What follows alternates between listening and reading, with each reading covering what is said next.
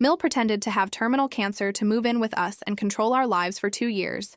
I hired a PI who discovered she was perfectly healthy and living a double life with another family, exposed her at her fake charity fundraiser, where she'd already collected $100K from family and friends who thought they were helping. I should have known something was wrong when my mother-in-law, Patricia, showed up at our doorstep with 3 suitcases and a doctor's note claiming she had stage 4 pancreatic cancer and 6 months to live. That was 2 years ago. She's still here, still very much alive. And up until 3 weeks ago, I genuinely believed I was helping a dying woman spend her final days in comfort and dignity, while my husband grieved the inevitable loss of his mother. Turns out the only thing dying was my marriage, my sanity, and my bank account. Let me back up. My name is Rachel, I'm 34 years old, and I've been married to my husband David for 7 years. We have 2 kids, Emma, who's 6, and Lucas, who's 4. Before Patricia moved in, we had a good life. Not perfect, but good. David worked as an accountant. I was a freelance graphic designer, and we just bought our dream house in a nice suburb outside of Portland. 3 bedrooms, big backyard, good school district. We were happy. Then Patricia got sick. It started with a phone call. David's face went white as he listened to his mother on the other end. When he hung up, he was shaking. Mom has cancer, he said. Pancreatic, stage 4. They're saying 6 months, maybe less. My heart dropped. I'd only met Patricia a handful of times. She lived in Arizona, we were in Oregon, and she wasn't the warm, cookie-baking grandma type. She was polite but distant, always seemed to be evaluating me and finding me slightly lacking. But still, she was David's mother, the grandmother of my children. Oh my God, honey, I'm so sorry. I hugged him while he cried into my shoulder. She wants to come stay with us, he said, for however long she has left. She doesn't want to die alone in Arizona. Of course, I said immediately. Of course she can stay with us. What else was I going to say? Your dying mother can't spend her final months in our home?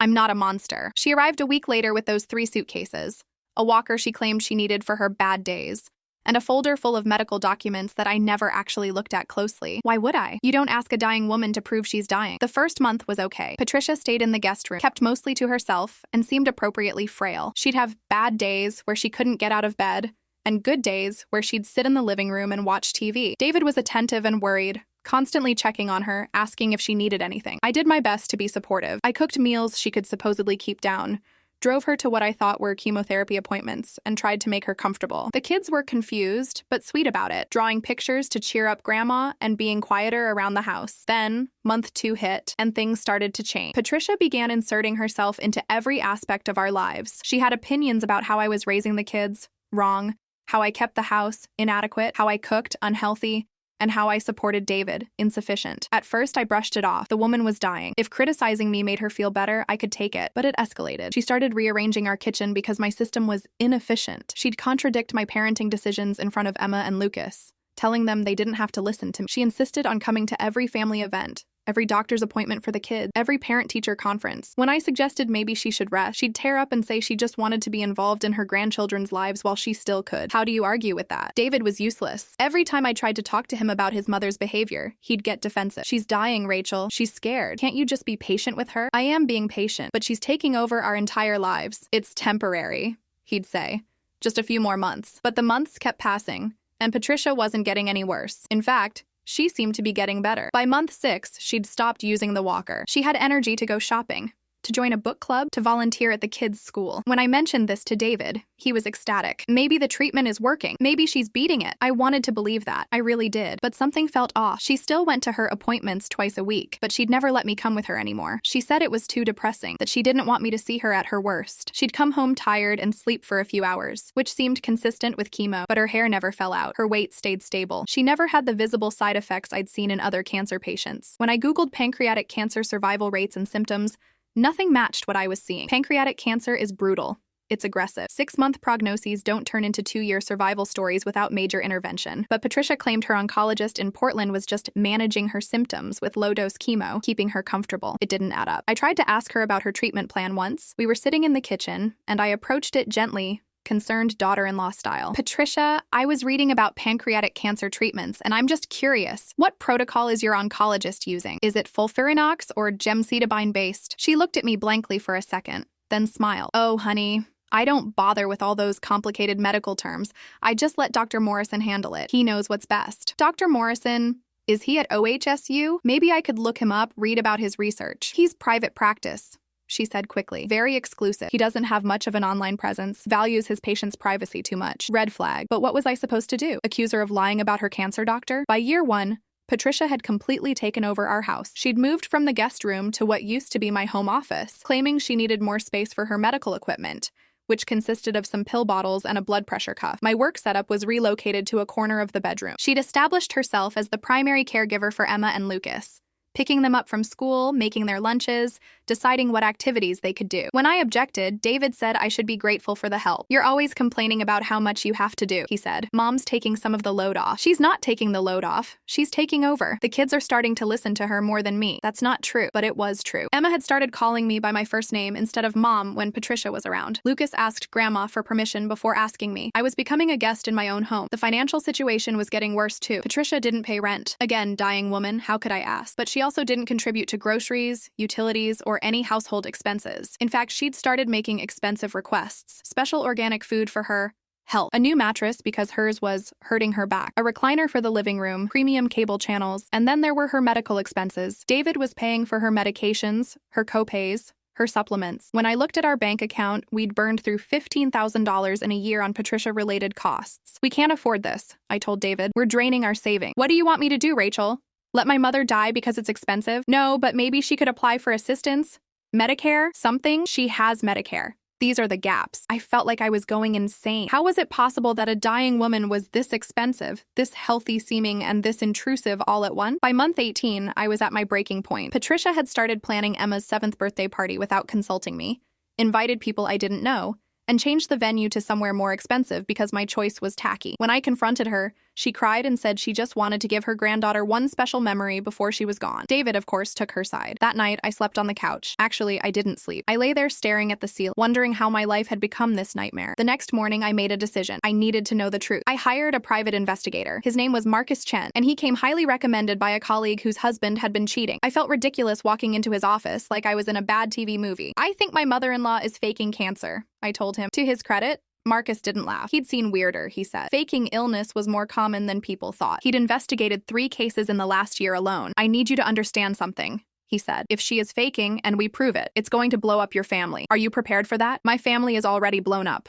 I said. "I just need to know the truth." Marcus got to work. He followed Patricia to her appointments, photographed her daily activities, ran background checks, and dug into her financial records. It took 6 weeks and cost me $3,000, money I hid by taking on extra freelance projects and lying to David about the income. I felt guilty about the lying, but also justified. If I was wrong, I'd apologize and delete the evidence. If I was right, I was right. Marcus sent me updates every few days. At first, they were inconclusive. Patricia going places, meeting people, but nothing obviously suspicious. Then, in week 3, he hit gold. Subject drove to 2847 Maple Street in Beaverton, entered residence using own key, remained inside for 4 hours. Male resident, approximately 65 years old, greeted her at door with embrace and kiss. Will continue surveillance. My hands shook as I read the text. A kiss. She had a boyfriend. A whole other life. The photos that followed over the next 3 weeks painted a complete picture. Patricia arriving at the Beaverton house every Thursday morning. Grocery shopping with the man Marcus identified as Richard Chen. Attending the teenage boys' soccer games. Having family dinners. Playing the role of loving partner and stepmother to this completely different family. On Mondays, she'd drive back to our house and transform back into dying Patricia. The performance was Oscar-worthy. Marcus called me on a Tuesday afternoon. "You need to come to my office, now." I drove there in a daze, my hands shaking on the steering wheel. Marcus had everything laid out on his desk. Photos,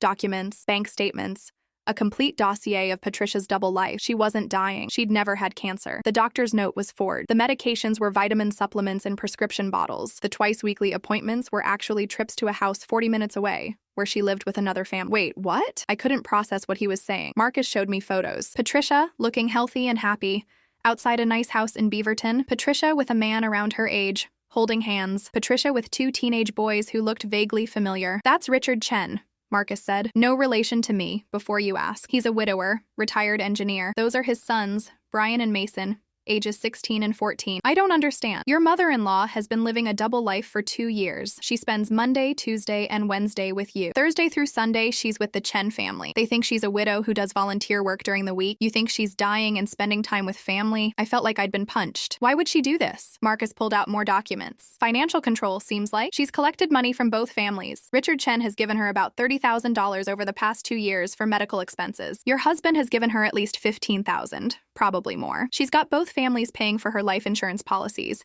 which list her as the beneficiary. not her sons. That's fraud. That's absolutely fraud. But wait, it gets worse. Worse? How could it possibly get worse? Marcus showed me a flyer, a charity fundraiser scheduled for 3 weeks from now. Patricia's Fight, a benefit for cancer research and treatment. It featured a photo of Patricia looking frail and brave and promised an evening of dinner, drinks, and inspiration. She's been planning this for 6 months, Marcus said. She sold tickets to friends, family, colleagues of your husband, people from Richard Chen's social circle. Tickets are $500. She's also accepting donations. As of yesterday, she's collected just over $100,000. I couldn't breathe. She's stealing $100,000 by pretending to have cancer? It's impressive, really. Horrible, but impressive. She set up a legitimate-looking charity, filed the paperwork, got a tax ID number. On paper, it's completely legal. The money is supposed to go to cancer research and to help other patients with treatment costs. But the charity board consists of Patricia and 2 fake names. She's the only one with access to the account. Oh my God. I put my head in my hands. What do I even do with this information? That's up to you,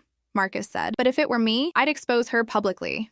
At the fundraiser, in front of everyone she's conned. Otherwise, she'll just run, and she'll do this to some other family. He was right. I knew he was right. But the thought of destroying David's image of his mother, of humiliating her in public, of blowing up our entire life. I need copies of everything, I said. Marcus handed me a flash drive. It's all here. Photos, financial records, the forged doctor's note, everything. I also contacted the real doctor whose signature she forged. He's willing to testify if this goes legal. It's going legal, I said. This is fraud on multiple levels. I spent the next hour in my car in Marcus's parking lot, looking through every photo, every document. There was one picture that particularly gutted me. Patricia at a restaurant with Richard Chen and his sons, all of them laughing. She looked genuinely happy, more happy than I'd ever seen her in our house. She wasn't sick. She wasn't suffering. She was living her best life on our dime, playing 2 families against each other, and preparing to make off with $100,000. I drove home in a fog. Patricia was in the kitchen making dinner, humming to herself. Emma and Lucas were doing homework at the table. David wasn't home yet. "Hi, honey,"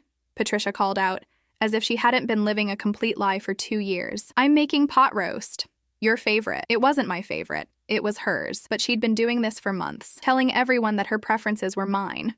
Slowly erasing me. "We need to talk," I said. "Can it wait until after dinner? I'm right in the middle of—" No. My voice came out harder than I intended. Emma and Lucas looked up, startled. "Kids, go play in your room for a bit." They scurried off, sensing the tension. Patricia turned from the stove, her face arranged in an expression of concern. "Rachel, what's wrong? Are you feeling okay?" "I know," I said simply. "Know what, dear? I know about Richard Chen. I know about Brian and Mason. I know you don't have cancer. I know about the charity fundraiser and the $100,000. Patricia's face didn't change for a long moment. Then, slowly, the concerned grandmother expression melted away, replaced by something cold and calculating. "You've been spying on me. You've been defrauding us for 2 years. She turned off the stove and sat down at the table, perfectly calm. "What are you going to do about it?" Her composure was chilling. She wasn't denying it. She wasn't apologizing. She was calculating her next move. "I'm going to tell David, and then I'm going to the police. And then I'm going to make sure everyone at your fundraiser knows exactly what kind of person you are." Patricia smiled. It wasn't a nice smile. "You do that, and you'll destroy your marriage. David will never forgive you for attacking his dying mother. You're not dying. He doesn't know that. And who do you think he'll believe? His mother of 40 years?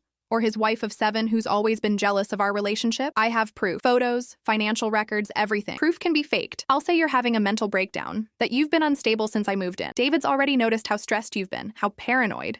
He'll believe me." I stared at her, truly seeing her for the first time. She wasn't a sick old woman. She was a predator who'd been systematically destroying my life while playing the victim. "Why?" I asked. "Why do this? What did I ever do to you?" Patricia leaned back in her chair. "You married my son. You took him away from me. He moved to Oregon, started a life without me, had children I barely got to see. When I came to visit, you always looked at me like I was an inconvenience. So I decided to make myself unavoidable by faking cancer, by giving myself a reason to be here that David couldn't refuse.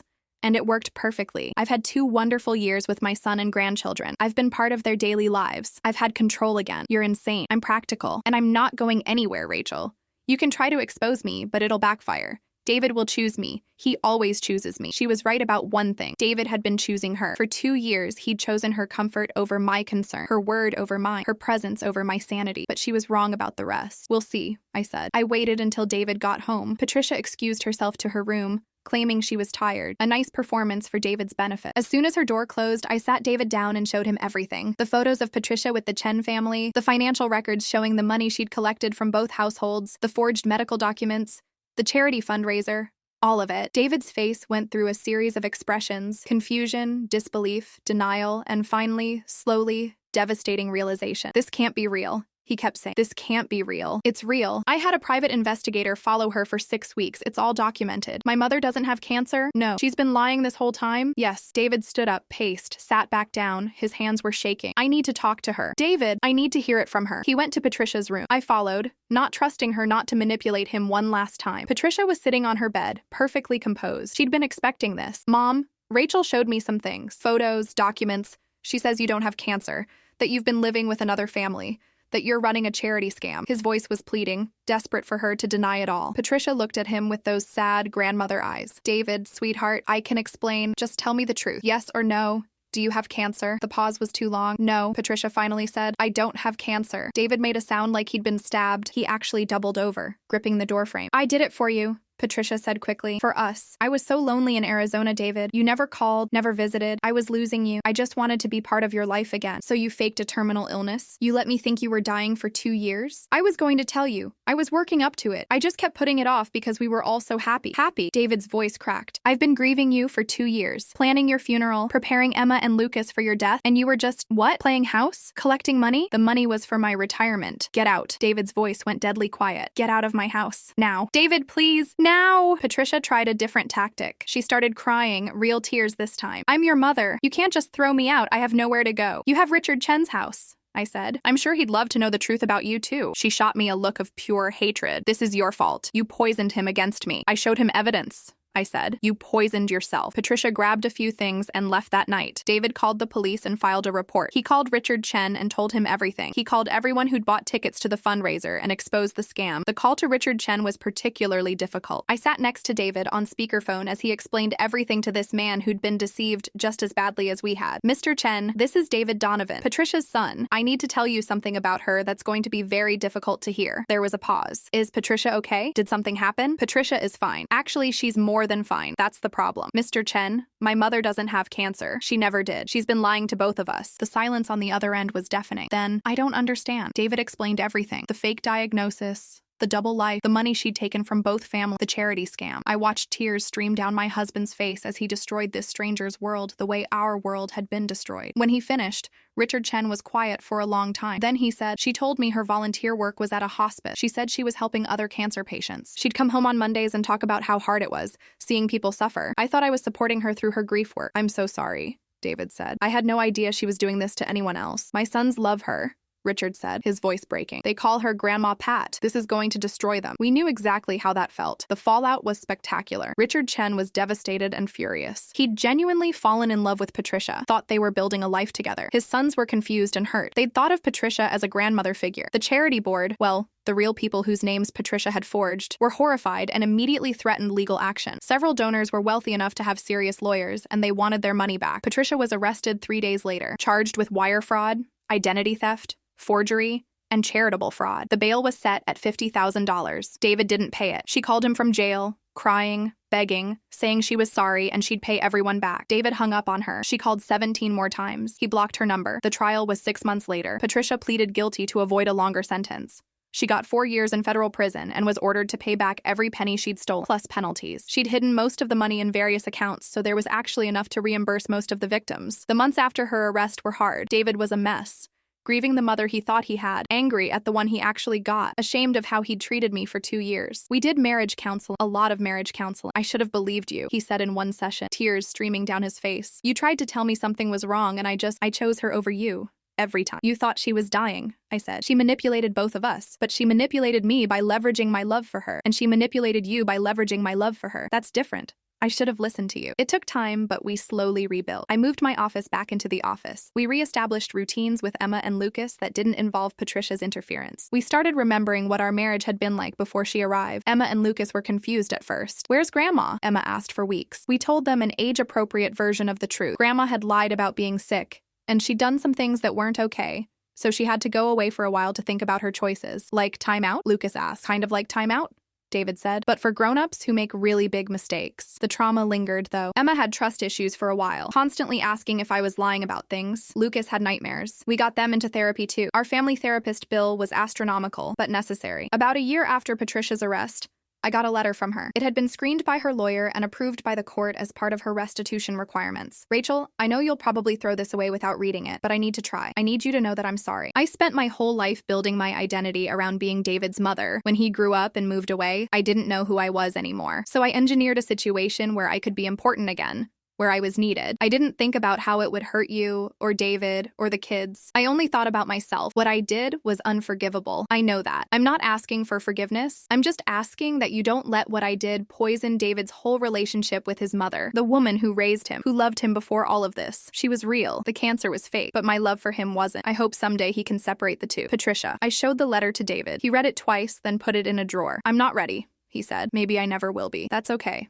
I told him. We're doing better now. It's been 2 years since Patricia was arrested. She'll be out in another 2 with good behavior. I don't know what will happen then. If David will want a relationship with her. If the kids will even remember her by then. Or if she'll just be the grandmother who lied and disappeared. What I do know is that our marriage survived. Barely, but it did. We're stronger now.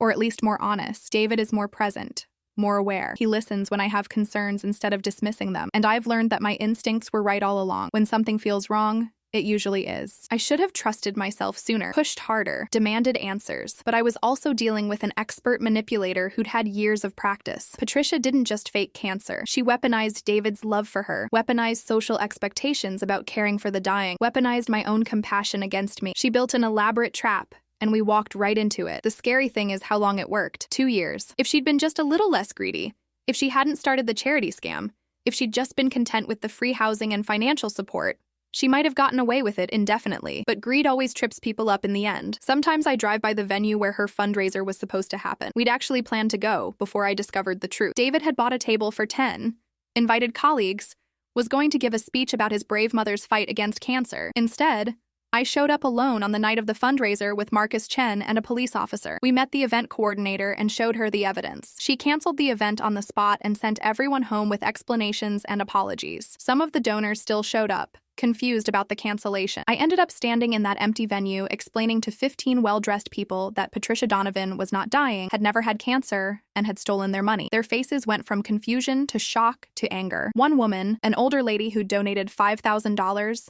started crying. She seemed so brave, she kept saying. So inspiring. That's the thing about con artists like Patricia. They're excellent at seeming like exactly what you need them to be. To David, she was the dying mother who needed him. To Richard Chen, she was the widow who needed companionship. To the donors, she was the brave cancer patient who needed support. To me, she was the monster who stole 2 years of my life. I don't know if I'll ever fully recover from what Patricia did. The gaslighting, the constant undermining, the way she made me doubt my own sanity while positioning herself as the reasonable one, the way she turned my husband against me while playing the victim. But I'm working on it. Therapy helps. Having David actually on my side helps. And knowing that Patricia is facing consequences for her actions, that helps most of all. I joined a support group for people who've been victims of family fraud. I didn't even know such a thing existed until my therapist suggested it. Turns out there are a lot of people out there who've been conned by family members, parents who faked illnesses, siblings who stole inheritances, adult children who exploited elderly parents. The group meets every other Tuesday in a church basement. There are usually about 10 of us. We sit in a circle and share our stories.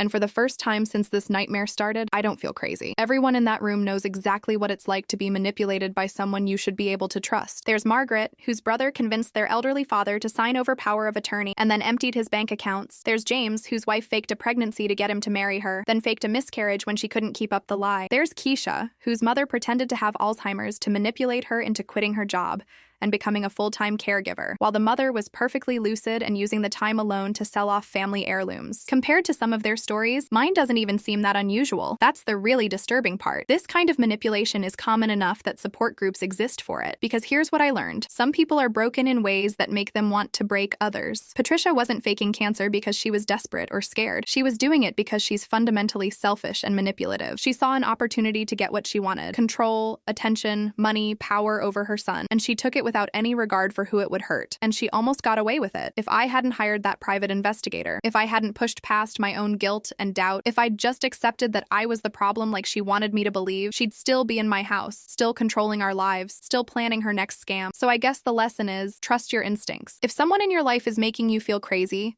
making you doubt yourself, making you the villain while they play the victim, investigate, document, get proof, because sometimes the person claiming to need help is actually the one you need help escaping from. Emma asked me recently if Grandma will ever come live with us again. No, sweetheart, I said. She won't. Good. Emma said matter-of-factly. I like our house better without her. Out of the mouths of babes. David and I still have hard days. Sometimes he'll get quiet and withdrawn, and I know he's thinking about his mother, about the person he thought she was versus the person she actually is. That's a grief that doesn't have a clear resolution. You can't just move on when the person you're mourning is still alive, just not who you thought they were. But we're making it work. We're rebuilding trust, piece by piece. And we're teaching Emma and Lucas that it's okay to set boundaries. Even with family. That love doesn't mean letting people hurt you. That sometimes the bravest thing you can do is say no to someone who thinks you owe them everything. Patricia will be released in 2 years. I don't know what happens then. David hasn't decided if he wants any kind of relationship with her. I've made it clear that she's not welcome in our home. And for once, he's not arguing with me. Maybe she'll disappear back to Arizona. Maybe she'll try to con another family. Maybe prison will actually change her. Though I doubt it. What I do know is that we survived. Our family survived. And that's something Patricia couldn't take away from us, no matter how hard she tried.